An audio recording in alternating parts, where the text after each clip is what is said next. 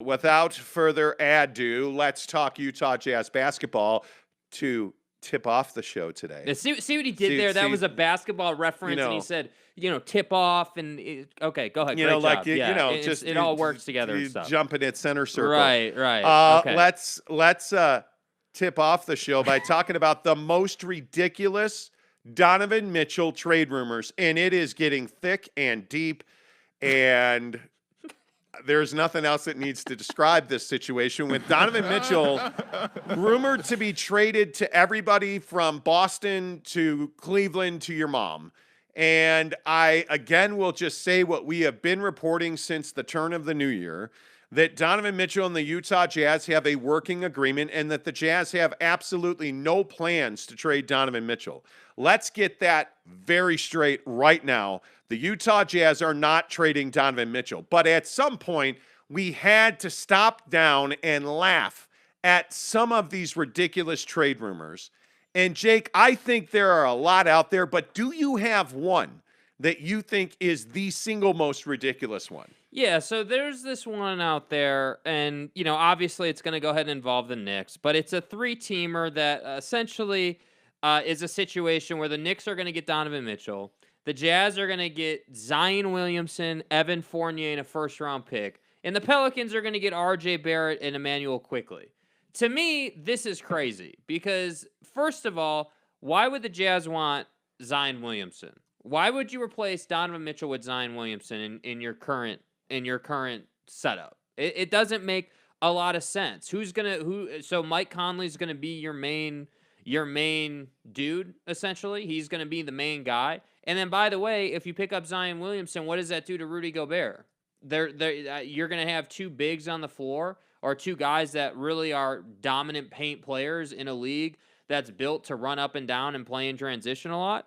Well, that doesn't make a lot of sense either. So when I saw this one, and obviously this one's been out for a while, but this one to me was like, man, like this just does not make a lot of sense. And you can get into the financials and all that good stuff, and I'm sure it doesn't make sense there either. But I was just looking at these from a very surface level.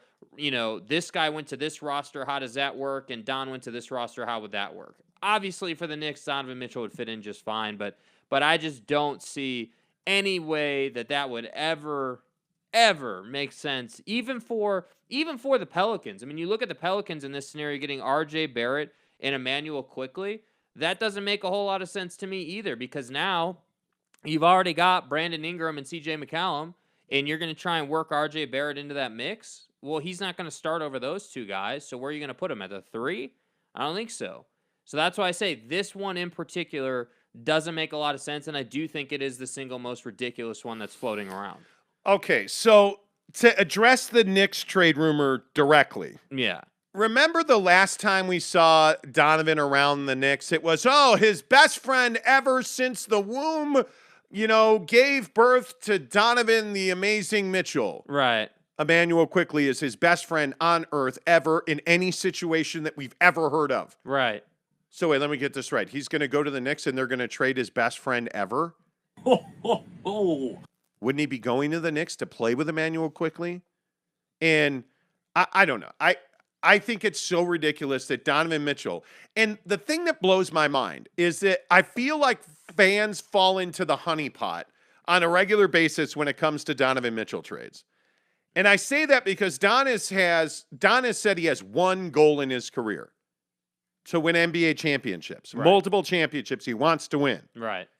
Why would you go to the Knicks right now if your goal was to win a championship? They are no closer to the ultimate prize than the Utah Jazz are.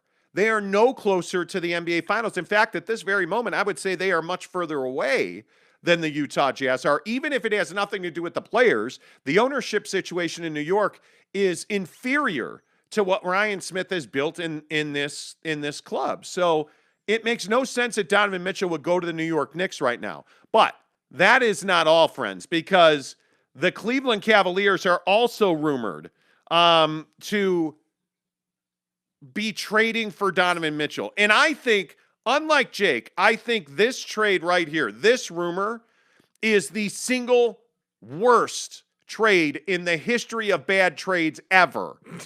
Does that state? It's ridiculous. How bad I think this? Yeah, I think it does. I think that covers it. The Jazz receive Kevin Love, Isaac Okoro, a 2025, 2026, 2027, and 2028 first-round pick. How about that? So 86 first-round picks, a player that's old and a player who's not on Donovan Mitchell's level for Donovan Mitchell. All Cleveland gets is Donovan Mitchell. That doesn't seem like a fair trade. That's one of the dumbest trade ideas I've ever heard for both sides of the. I think that is the single dumbest, most ridiculous trade rumor for Donovan Mitchell that I've heard. Yeah. Yeah, I mean, I think the biggest thing is, with these trade rumors, that's what I always point to. Whether we're talking about, if you go back to the him or me tweet, or you go back to any of these trade scenarios, or anything that you hear about the Jazz and in trades, and whether it's Donovan Mitchell or somebody else on the roster, all the time we look at these and we're like, man, this just doesn't make a lot of basketball sense. Why would the Jazz do this? Why would Cleveland give up, 3 first-round picks or whatever, and Isaac Okoro and Kevin Love? Nobody would do that. And that's why I say when we're in this time of year, the dead period, if you will, for every other team besides the Warriors and the Celtics, all you're getting is Rumorville and what could be. And I'm here to tell you, and like he was just saying, they're not trading Donovan Mitchell. And frankly, as a Jazz fan, you got to come to grips with that. They're not trading him. It's not happening. Rudy Gobert, Bojan Bogdanovic, maybe even Mike Conley, those are guys that are on the trade block. Those are guys that they're going to look to move to get value back. But again, looking at these trade scenarios, there's another Knicks scenario where it's just head up with the Jazz. I know you're going to find this hard to believe. It's the Knicks again. The Knicks get, you guessed it, Donovan Mitchell. The Jazz in this scenario would get R.J. Barrett, Obi Toppin, Emmanuel Quickley, Evan Fournier, and 2 first-round picks. Bro, Donovan Mitchell hasn't even been in the MVP conversation. You're sending him, 1, 2, 3, 4, and 2 first-round picks? No chance. No chance. I think you have to stop reacting so emotionally. Saturday, I'm just hanging out. We spent the day power washing the Jeep on Friday. Power! We're enjoying our wonderful period of rest. Right. And, oh, DM, ding, ding, ding. Oh, Donovan's going to the Heat. He's going to the Cavs. And he's going to the Barcelona FC, melancholy guys. That's enough of that crap. All of these trade rooms. Well, they're going to trade him to, the JIMMER called the Jazz, and he's going to the Shanghai Sharks. It's not the best situation, and we all know that. Donovan's going to the Shanghai Sharks, and they're going to send back 18 first-round picks. And a pair of shoes. Yeah. Stop, biting the hook on this stuff. It's amazing. Yeah. It is amazing. The worst part is at least make them make sense. Yeah. If you're trading Donovan Mitchell to the Knicks, you can't believe, frankly, over the weekend, my guy Ray sends me a trade. Donovan Mitchell straight up for a first rounder and Julius Randle. Done. I love it. Done. Done. And it's no, man. The Jazz done. The Jazz have zero interest in Julius Randle. Dude, you're baking a cake and you're missing the egg and the flour, bro. That's not going to work, man. And you ain't got no icing. Yeah. Come on, dude. I just think if you're the Utah Jazz and you want to remake this roster, the single quickest way to do that is to trade Rudy Gobert and to trade Mike Conley. Yeah. Those 2 contracts. And listen, if you can upgrade a Royce O'Neal, I think you do that. But I don't think under any circumstances that the Utah Jazz are going to trade Donovan Mitchell. I've been told repeatedly by sources with the Jazz that they are not open to that discussion right now. And you look at what Don's already doing in the offseason. And by the way, what is he posting on social media everywhere? He's working out with world-renowned trainer David Alexander, as he has for the last 3 off seasons, as we told you he would. Mm-hmm. They're on an island trip with some other guys, and They are there for the sole purpose of kicking off their offseason and getting their bodies in the best shape possible. And we see Don doing flexibility and dexterity drills. We see him using, cupping techniques to help heal his legs. And it's everything you want Donovan Mitchell doing. He is working on self-healing and growing and strengthening. Why do you want to trade him now? Yeah. It makes very little sense. And again, as we reported back to January, Ryan Smith and Donovan Mitchell have met. He has been assured that they are going to remake this roster to play to Donovan Mitchell's strengths. The Jazz have told Don they're going to do that. Rudy Gobert has let the Jazz know that he wants to be a Jazz man, but that he's frustrated that he seems to be a scapegoat defensively, which I don't agree with, and that he has not been able to get a larger piece of the offense, and that Rudy has told the Jazz he would be open to relocating. It is not his first choice, but he would be open to a move. And I think that's the likely scenario. They have had conversations about Rudy Gobert with teams around the NBA. Yeah. They have had conversations about other players on this roster. Bojan Bogdanovic certainly is a guy that a lot of teams had interest in at the deadline. Mm-hmm. And I think you're going to see that they are going to get their financial house in order this summer. That, to me, Jake, is what makes the most sense. Yeah, and I think within that, the only other question that remains is, how aggressive they want to be in the draft. As far as trading these guys, like, is Justin Zanuck or Danny Ainge on the phone trying to make deals that include picks, and that's what I think is interesting, because you have a scenario in an organization with the Utah Jazz who don't utilize their young guys. And I think it's a really interesting conversation. You have a team in the Warriors, and you see it a little bit with Boston, but this is much more of a Golden State Warrior thing, where they played everybody. I mean, all up and down the roster, Steve Kerr played everybody, and you saw that come in handy in certain situations where you needed your Gary Payton II or your Jonathan Kumingas, or, you needed these guys to step in for a few minutes and do some things. So in contrast with the Jazz, they're not doing that. We talked all season long about how guys like Jared Butler and Doak, and you have guys like Trent Forrest who get Trent Forrest got the lion's share of the minutes, but the conversation was that Jared Butler wasn't being developed. So to me, I think what's really interesting is, hey, when are they going to prioritize the draft, if at all? And that, to me, is what's fascinating, because you're going to have opportunities. When you're trading guys the level and caliber of Rudy Gobert, you're going to have opportunities to say, hey, we want a second rounder as part of this deal, or we want this, or we want that. So I'll be really curious to see what kind of packages they're able to get in a 2 or 3 team scenario. Yeah, that'll be interesting. I really don't think that the Jazz need to rip this thing apart and go away and they're going to lose for 5 years. I just don't think that's necessary. Yeah. You look at where the Boston Celtics were at midseason. They were a middle to bottom table team in the Eastern Conference with a rookie head coach, and you had no hope that this team would compete for a championship. Where are they now?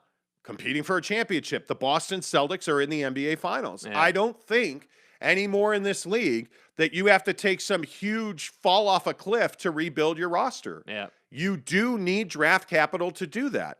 And I think one of the biggest storylines of this offseason, once the NBA Finals are over, will the Jazz be able to trade back into the draft? And whether that be to acquire a pick to then trade that pick in a larger deal, or will they actually draft a guy? I don't know. I think it's a very interesting question. There are a lot of those kind of questions hovering around. But the one thing that is very clear, in my opinion, is they have to get the salary cap to a place where they can compete. Because right now, when you're in the market that they are in Salt Lake City, you don't have a TV deal. You don't have a streaming deal. You have still not released your new uniforms, which I'm told now cannot happen until after the NBA Finals are over, because there is a rule in the NBA that you don't make or break news about your club during the NBA Finals. It's 100% about that series. So now I'm told you're not going to get new uniforms until after the NBA Finals at the earliest. Yeah. I mean, you don't have fresh revenue streams coming into the club at this point. So you've got to get this financial house in order. And I think the way you do that is you make trades, you create excitement, then you bring those jerseys out to the market. Then hopefully you're going to launch like third tier rights and streaming and mobile and, like content that we haven't been able to get anywhere else. Yeah. Hopefully you're going to launch a TV deal that's going to allow everybody in the state of Utah to watch Jazz basketball on a nightly basis. I think those are all far more pressing than any conversation, Jake, that surrounds, Donovan Mitchell not being a Jazz man. Yeah, and I think that this period is really important for the club. This period right now while the NBA Finals are happening, because make no mistake about it, there are calls and conversations happening. There's no ifs, ands, or buts about that. Any good front office right now is having conversations and putting things in place to execute deals once the window opens, and that, to me, is why this time is so important. And then hopefully, once you execute on some deals and make some things happen, the jersey release and like the rebrand, hopefully the TV deal, all these other things that you're looking for, hopefully that will build momentum heading into camp for 2022, 2023. And then at that point, you're in really good shape, and really, Ryan Smith has found a way to really put his stamp on this roster, because that remains to be seen. I still feel like we're waiting for the team to come together that Ryan Smith envisions, and a team that can really push forward through the Western Conference to get and make its first NBA Finals appearance, and that to me is really what the goal should be. And I hope that doesn't take like 5 years. That really should take like 2 seasons or so. I honestly, I don't think that they're going to go to the NBA Finals this next season, but that season after that should really be their time. You would think so. I mean, I don't know. I really hope that this team strips this roster down to Don and nobody else. I would love to see them flip this roster. I don't have a problem keeping Jordan Clarkson. I really don't have a problem. Boyan Bogdanovic is a guy I think that just has too much value to keep. But if he's your third or fourth option on this team, I think you're fine. Other than that, I have no real use or belief in Royce O'Neal. I have no real use or belief at this point in his career for Mike Conley. I don't see guys off the bench, whether that's Hassan Whiteside, whether that's, Udoka Azubuike, who, congratulations, by the way, became a United States citizen this weekend. That's awesome. Eric Paschall, he's friends of the program. Let him stay. Let Eric Paschall be Donovan Mitchell's friend. He also brings value to the floor, in my opinion. Other than that, I mean, I'm not that excited about anybody on this roster. I think that if it was Donovan Mitchell, the only man standing from last season when we get to training camp, I'd be thrilled with that. I would. That would mean that you were able to access multiple deals. You were able to bring in probably 2 other, number 1A and number 2 options on offense. You got more athletic defensively. I'd be fine with that. The likely scenario is they're probably going to make one big trade and a second minor deal to move salary off of this cap. And I think that one big trade is going to be Boyan Bogdanovic and Rudy Gobert going to another destination. Mm-hmm. I've repeatedly heard that. NBA sources have told me for the last 2 weeks that really Rudy Gobert has big value. But I thought, it was also interesting. We talk about ridiculous Donovan rumors. Rudy Gobert has been the subject of a lot of ridiculous rumors. It's ridiculous. Shocking. Dallas isn't interested. Did you really believe that the Dallas Mavericks were a destination for Rudy Gobert? Come on now. And if you look at what Golden State, who's also been a hot place for Rudy lately. Yeah, when do we get the report that they're not interested? You're not trading. The Utah Jazz are not going to trade Rudy Gobert in the Western Conference. And if they did, I think it would be the Houston scenario we've talked about so often on this show. It would have to be to a bad team that has assets. That is the only scenario where you're trading him in the Western Conference. Yeah. You're not going to put him on a team that, again, you're not putting one of your best players or arguably your best player on the team. You're not sending him to another team in the Western Conference that you're going to have to go out and beat to get to the NBA Finals. You're not doing that. That doesn't make sense. And that's why with Rudy, you hear consistently Toronto, Charlotte. There was even for a cup of coffee an Orlando rumor. You're hearing a lot of teams out there out east that have options, and that's what I think the likely scenario is. I actually think, as we've said on the show many times, Toronto is the likely destination, but I like what Charlotte has to offer. I think they've got some young gun type talent. Yeah, bring Gordy home, man. Bring Gordon Hayward back. No, I'm good. I'm good. Good morning, Steve Hambone. How the heck are you? He says, go Celtics. Neville 93. Greg Hawkins. Rudy Sanchez says, morning, fellas. Hope you had a good weekend. You too, Rudy. Appreciate everybody being here. And then BB chimes in and says, Zion Williamson is fat. And yeah, that's what we need, a human cheesecake. I'm sorry. I thought you said a human cheesecake. Fat?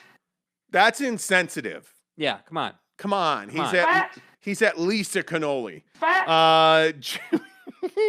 Jeremy Bolton says, sup, Erwin? Jeremy. How's the car? Jeremy, how's the new car?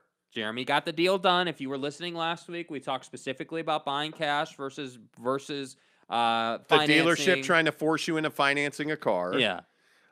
James Knight says, why even entertain BS trade rumors? It's crazy. And the reason we're talking about this today is, well, there's nothing else to talk about. And, How about that? no, because it's what fans are talking about. And we're a big believer in playing to the lowest common denominator on this show. Yeah. The low-hanging fruit and stuff. Yeah. Because I think it's what Jazz fans are talking about. And generally, that's what we talk about. Well, and we told you we were going to do it. I mean, we told you in like when they were in the Dallas series, this got brought up, and we told you, no, we're going to wait till the season's over, then we'll entertain the ridiculous trade ideas, and we'll tell you how dumb they are, and and we've gone through that now. Cody Strickland says, anyone else lose sound? No sound, question mark. Oh, wait, never mind. Had to reset the phone. That was weird AF. It's internal. That was, I love you, Cody. Should get an iPhone, bro. Yeah, I love you, bro. James Knight says, Danny Ainge is like, hold my beer, bro. Seriously. Seriously. Jeremy Bolton says, if Gordon Hayward wants to come home, he should call first. Wow. That's not nice. Keep it real. Eric C says RSL on a nice 3-game winning streak. Yeah. All right. We are the army of our, what is their I don't know. Every word of their. We're not there yet. We're not there yet. Donnie, please. Yeah, it's not the day after the All-Star game yet. Yeah, come on. So by the way, the sale of Chelsea Football Club is completed. Oh. We now have money to actually spend that's not going to go to Vladdy. So, Vladdy. life is good. NBA Finals. Yeah. Let's talk about the NBA Finals because I actually think this is one of the most compelling matchups we've had in recent years. Yeah. I love this series. I love everything about this series. And I think the main talking points after you hit the thumbs up, like, and then subscribe button, because we had a prolific weekend of subscriber count. Thank you for that.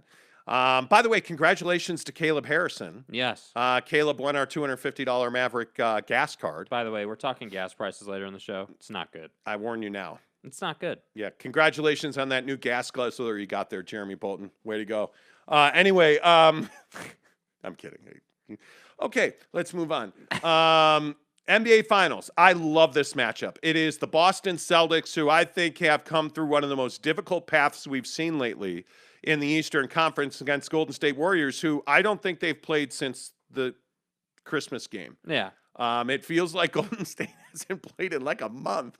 And now they're going to be off until Thursday night, which is when the NBA Finals start in San Francisco at Chase Center. And Jake, I think there's so many compelling storylines. I'm really excited for this series. Yeah, I think it's one of the best series matchups that we've had in recent time. And I look back over the finals of recent years, and my favorite has been, was the KD Warriors versus LeBron and the Cavs. I think that was one of the all-time great matchups we've seen in the finals in recent history. And this has the potential to live up to that from a basketball perspective. And what I mean is, you look at the games within this game. You look at, Marcus Smart versus Steph Curry. You look at Jason Tatum trying to get by Klay Thompson, let's say. You look at all the different ways that they use Al Horford and how Draymond Green's going to have to slow that down. all these matchups within the game are really interesting and how the defenses handle it. Because I maintain, and this really, I guess, is the crux of the conversation in this series. I maintain that the Boston Celtics have yet to see a team that plays with the pace that the Warriors play with that consistently. I don't think they've seen that yet. Yeah, but I also don't think the Golden State Warriors have seen a team that pounds the basketball, that plays as physical as Marcus Smart plays. I don't think you've seen a team with a dynamic duel, that like Boston has with Jason Tatum and Jalen Green and, or Jaylen Brown, excuse me. Like, I just think you have so much talent that is diverse and does so many different things. That, to me, is going to be the single biggest difference. Is how does Boston deal with the multifaceted Golden State Warriors offense? Mm-hmm. Because I can see a scenario where Al Horford's going to have trouble in this series because you can play different styles. If you're Steve Kerr and the Golden State Warriors, you don't have to play Kevon Looney. You don't have to play big in this series. If you are Boston, I think you really want to be able to play bigger physical basketball. And I think if you're Golden State, you want to track meet because I don't think that Boston can play at that speed, or at least they have not had to or shown their ability to. And the other question I have is, are people respecting Golden State's defensive prowess enough? Because we're hearing a lot about Boston, this great defensive basketball team, and they are, don't get me wrong. I think Marcus Smart is deserving of the Defensive Player of the Year, which means he's got a really good core of defensive players around him as well. I think Boston's very good, but Jake, I don't think Golden State gets enough credit for being a really good defensive basketball team. Yeah, and I think to that point, everyone's forgotten about Gary Payton II and his contributions. And obviously he was hurt.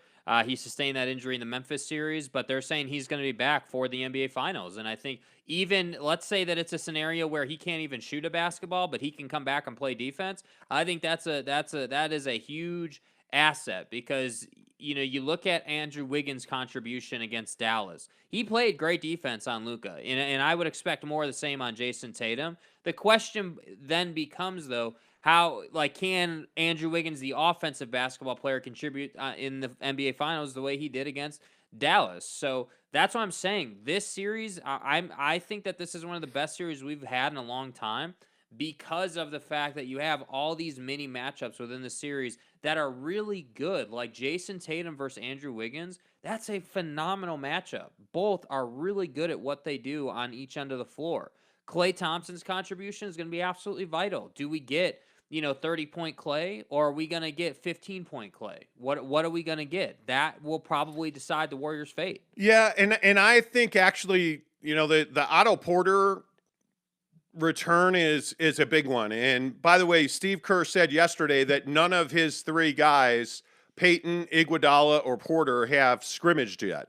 And I think that's a big one because they play Thursday. Yep. And that Golden State's kind of been chilling, playing basketball against each other. And it'd be nice to see, today if you can get Gary Payton, Andre Iguodala, and Otto Porter Jr. on the floor.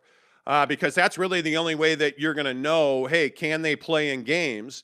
Can they play at that speed? And Gary Payton's a rhythm and flow player, in my opinion. He's also a try-hard guy, but he's a guy that you need to really be in the rhythm and flow and feel part of a thing so that he plays at his best. And the question for me, and the question's always going to be, when you miss as much time as he's missed with a broken elbow, essentially, that he's had, how easy is it for him to get back into the flow of the team, back into the flow of the game, and have the stamina to play at the level of energy that's required in the NBA Finals?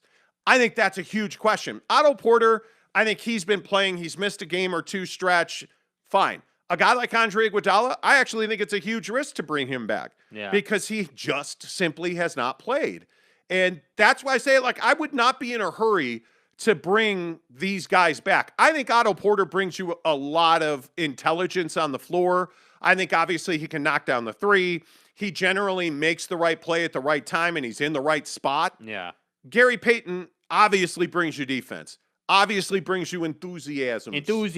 Right? So you would like to get him back, even if it's for 5 to 7 minutes at a time. Yeah. I just would not bring Andre Iguodala back.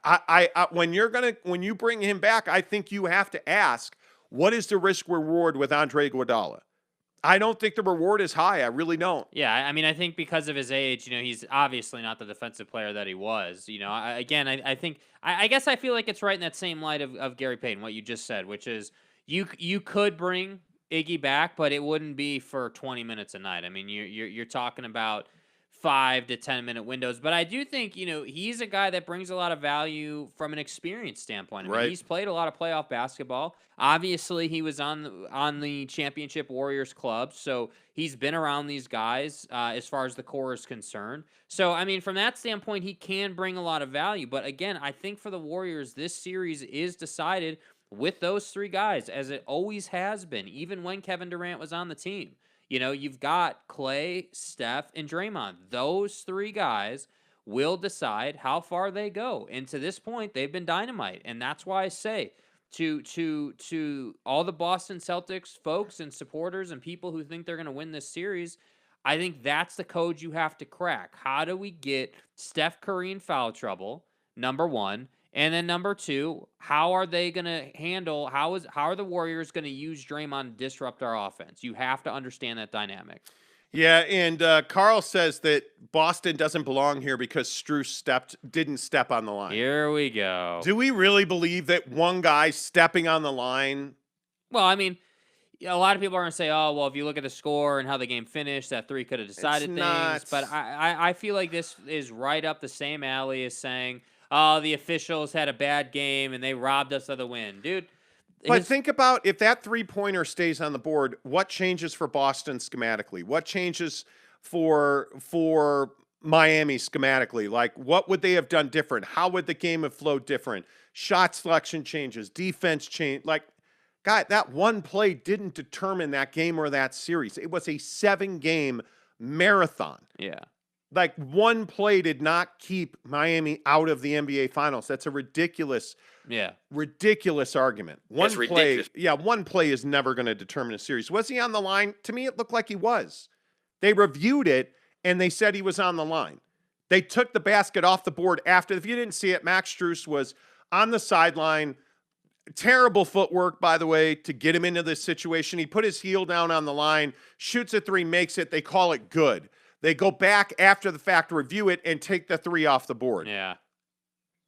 It is what it is. It's 3 points in a 7-game series. You truly believe that's what kept Miami out of the final. And they reviewed it Come on. and came to that conclusion. So that's why I say, like, it is what it is. I have to agree with you on this. If you had better footwork and when we didn't have to talk about the line, this wouldn't be a conversation. And that's, again, it comes down to details, man. Details. And that's a small detail that he missed. Yep, I agree. Richard McDonald says, "Man, I love this show. So ready for college football to start back up. Is it too early? No, it's not. It's never too early. And here's the thing. I mean, we were debating last week talking about how the Pac-12 went to win percentage versus overall wins versus divisions. And like that whole thing. And trust me, we're gonna get into college football a ton. I can't wait. I'm really excited. And it's 100 days to NFL kickoff, by the way. It's coming. I mean, it's here. And if you think about what's ahead for football in this state, I mean, BYU going into the Big 12.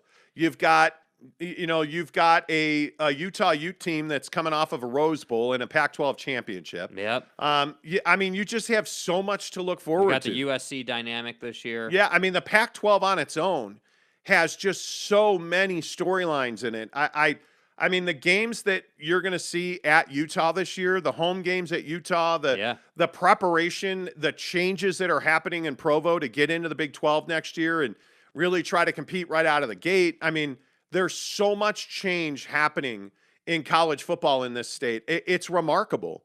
And it is a really exciting time to be a college football fan. Unless you're Tanner Plummer, who went to the RSL game and got his car towed. You got your car towed. Tanner. What happened? Now you got to tell the story. Well, I'm guessing that Tanner parked illegally and got his car towed.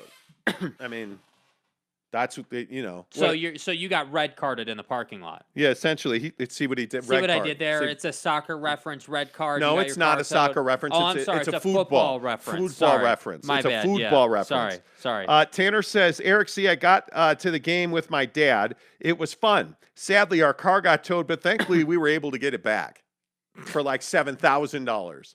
Getting your car towed is one of the worst things that can happen to you. I'm telling you.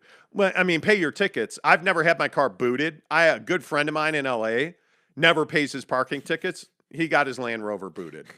And it's like, dude, that's the worst thing ever. Ever.